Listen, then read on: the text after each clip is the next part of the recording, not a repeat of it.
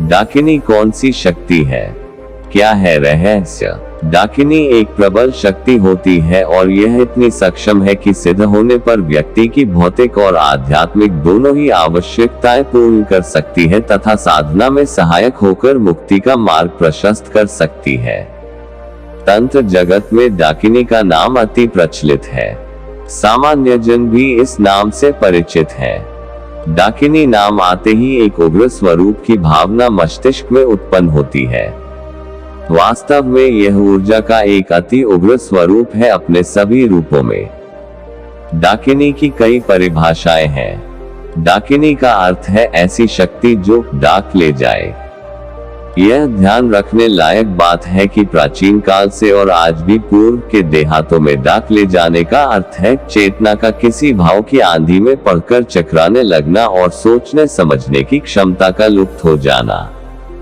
यह शक्ति मूलाधार के शिवलिंग का भी मूलाधार है। तंत्र में काली को भी डाकिनी कहा जाता है, यद्यपि डाकिनी काली की शक्ति के अंतर्गत आने वाली एक अति उग्र शक्ति है। ये काली की उग्रता का प्रतिनिधित्व करती है। इनका स्थान मूलाधार के ठीक बीच में माना जाता है। यह प्रकृति की सर्वाधिक उग्र शक्ति है। यह समस्त विध्वंस और विनाश की मूल है। इन्हीं के कारण काली को अति उग्र देवी कहा जाता है, जबकि काली संपूर्ण सृष्टि की उत्पत्ति की भी मूल देवी है। तंत्र में डाकिनी की साधना स्वतंत्र रूप से भी होती है और माना जाता है यदि डाकिनी सिद्ध हो जाए तो काली की सिद्धि आसान हो जाती है। काली की सिद्धि अर्थात मूलाधार की सिद्धि हो जाए तो कम प्रयासों में अन्य चक्र अथवा अन्य देवी देवता आसानी से सिद्ध हो सकते हैं। इस प्रकार सर्वाधिक कठिन डाकिनी नामक काली की शक्ति की सिद्धि ही है। डाकिनी की साधना अघोरपंथी तांत्रिकों की प्रसिद्ध साधना है। हमारे अंदर क्रूरता, क्रोध, अतिशय हिंसात्मक भाव, नख और बाल आदि की उत्पत्ति डाकिनी की शक्ति से अर्थात तरंगों से होती है। डाकिनी की सिद्धि पर व्यक्ति में भूत, भविष्य, वर्तमान जानने और किसी को भी नियंत्रित और वशीभूत करने की क्षमता आ जाती है। साधक की रक्षा करती है और मार्गदर्शन भी। डाकिनी साधक के सामने लगभग काली के ही रूप में अवतरित होती है और उनका स्वरूप उग्र हो सकता है। इस रूप में माधुर्य, कोमलता का अभाव होता है। सिद्धि के समय ये पहले साधक को डराती है, फिर तरह तरह के मोहक रूपों में भोग के लिए प्रेरित करती है।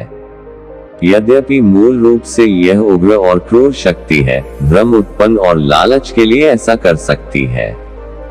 इनके भय और प्रलोभन से बच गए तो सिद्ध हो सकती है।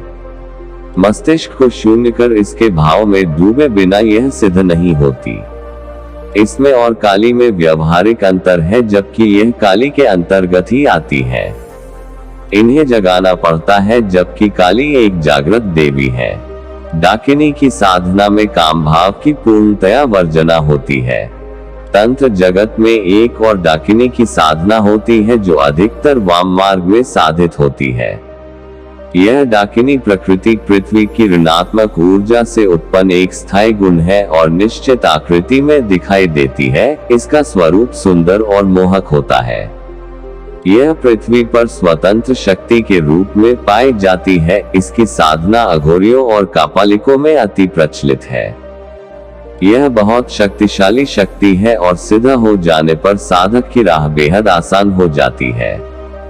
यद्यपि साधना में थोड़ी सी चूक होने अथवा साधक के साधना समय में थोड़ा सा भी कमजोर पड़ने पर उसे खत्म कर देती है। यह भूत, प्रेत, पिशाच, ब्रह्म, जिन आदि उन्नत शक्ति होती है। कभी कभी खुद किसी पर कृपा कर सकती है और कभी किसी पर स्वयमेव आसक्त भी हो सकती है। तंत्र कहानियों में इसके किन्हीं व्यक्तियों पर आसक्त होने, विवाह करने और संतान तक उत्पन्न करने की कथाएं मिलती हैं। इसका स्वरूप एक सुंदर, गौरवर्णीय, तीखे नाक नक्श वाली युवती की होती है जो काले कपड़े में ही अधिकतर दिखती है। काशी के तंत्र जगत में इसकी साधना, विचरण और प्रभाव का विवरण मिलता है। इस शक्ति को केवल वशीभूत किया जा सकता है। इसको नष्ट नहीं किया जा सकता। यह सदैव व्याप्त रहने वाली शक्ति है जो व्यक्ति विशेष के लिए लाभप्रद भी हो सकती है और हानिकारक भी। सामान्यतया यह नदी सरोवर के किनारों, घाटों, श्मशानों, तंत्र पीठों, एकांत साधना स्थलों आदि पर विचरण कर सकती है, जो उजाले की बजाय अंधेरे में होना पसंद करती है। इस डाकिनी और मूलाधार की डाकिनी में अंतर होता है।